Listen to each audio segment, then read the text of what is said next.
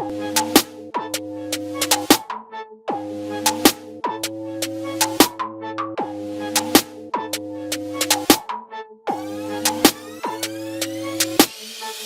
I have to make a confession. I've been using the Google Pixel 3 for about a month as my daily driver. Now I keep about 2 or 3 phones with me at all times, but I've been forced and I've been trying my best to use the Google Pixel 3 as my main daily driver. But now since I've got the Google Pixel 3 XL, I'm using it as my main driver also. So I've been kind of keeping both of these phones with me at all times. And I'm gonna tell you that the Google Pixel 3 XL kind of grown on me a little bit, despite with everything that I've said on this YouTube channel. Some of the same thing applies to the things I've said in the past, but using it as my daily driver kind of changed my perspective a little bit about the Google Pixel 3 and the Google Pixel 3 XL. Let me explain. Sit back and relax and get your popcorn ready and follow me on this journey. Let's go.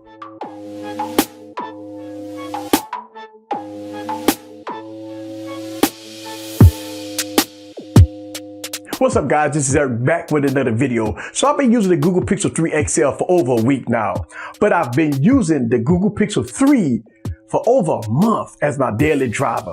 Now I usually keep about 2 or 3 phones in my pocket, and I've been using both of these devices hand in hand for a while now. So let me give you my thoughts about this. Now, a lot of things still applies to both of these devices. When it comes down to the design, look, it is what it is. It's one of the most ugly devices of 2018. But with the Google Pixel 3 XL, this awesome, beautiful case that I put on here, it makes the device a lot more appealing. I mean, beautiful, gorgeous case that I have for my Google Pixel 3 XL, kind of numb the ugliness a little bit. So when you're looking at the Google Pixel 3 and the Google Pixel 3 XL, bare bones, whether or not you got the white one or the black one, to me, just my opinion, it's less to be desired for. It's a very ugly phone, but putting the case on it, it makes it look a whole lot better than it does bare bones, because I cannot stand the way this device looks. But that's in the eyes of the beholder. A lot of people have been hitting me up and saying that they like the way the Google Pixel looks. So again, it's just my opinion. I just don't like the way that phone look. Another thing that I don't like about the Google Pixel 3 and the Google Pixel 3 XL, look, let's talk about these cameras for a second. I keep hearing these stories about the best cameras on the planet. I keep hearing these stories that no other devices out there could beat this phone when it comes down to the cameras. I beg to differ. Now, when it comes down to the still shots, again, here we go again. The still shots on this device is A1. I give it 2 thumbs up when it comes down to the still footage. Night shot also on this device, I give it 2 thumbs up. Again, still footage. Now, a lot of people been hitting me in the comments, been telling me about this 1080p 60 frames per second crap, right? And now look, people been giving me links. People be telling me go watch other people's YouTube videos about 1080p 60 frames per second. Here's my answer to you guys about 1080p 60 frames per second. Until I see it in the camera app, or if I see it in my Adobe Premiere Pro or my Final Cut Pro that this device is shooting at 1080p 60 frames per second or 4K 60 frames per second, I would not believe it. I don't care what kind of links you guys send me.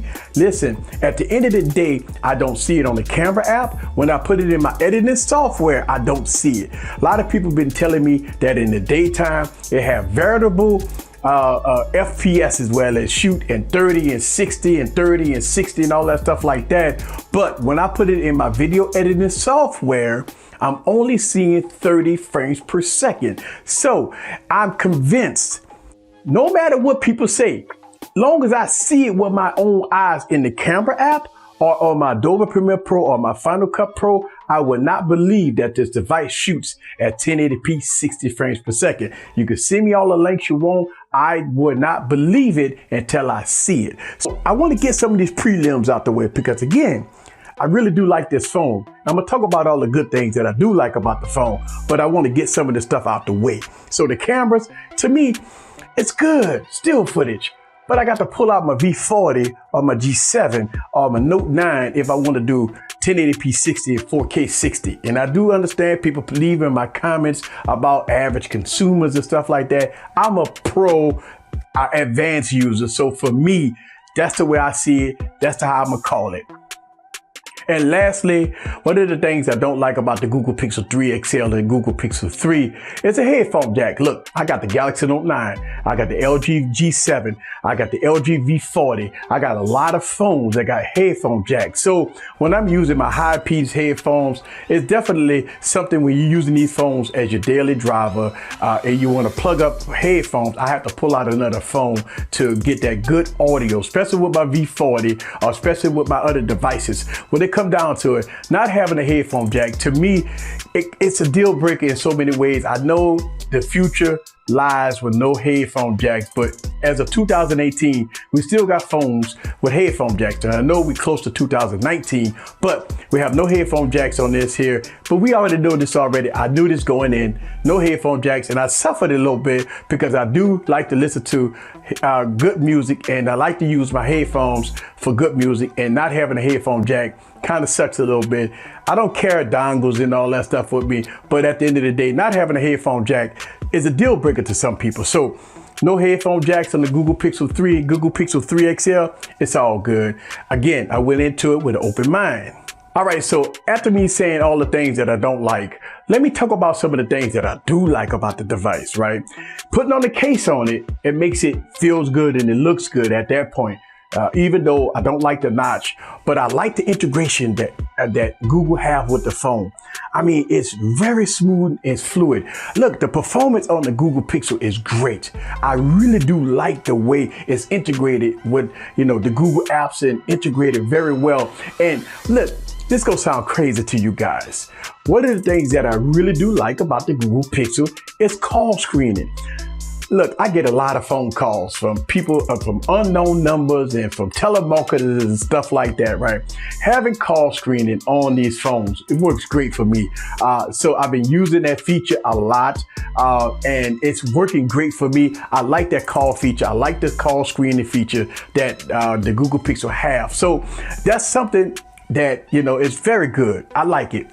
Look, that's something small for some people, but call screening is very good in my eyes with the Google Pixel 3 XL. Another thing that I like about the Google Pixel 3 XL and the Google Pixel 3 is the battery life. Look, I've been getting a very good battery life out of this device, even good standby time on this phone. Now, when I say good battery life, I'm not talking about like stellar battery life, like not that Mate 10 battery life or Mate 20 battery life and stuff like that, or even, iPhone XR type battery life. I'm talking about very good battery life for high use, heavy use. Heavy use, I've been using this device. I've been getting pretty good battery life out of here. So I'm impressed. I'm impressed at the battery life here. 6.5, 7 hours of screen on time, but you got to make your adjustments here and there. Look, battery life is going to be different from person to person. But for me, the battery life on the Google Pixel 3 XL and the Google Pixel 3 has been phenomenal. So I've been very impressed about battery life on both of these devices.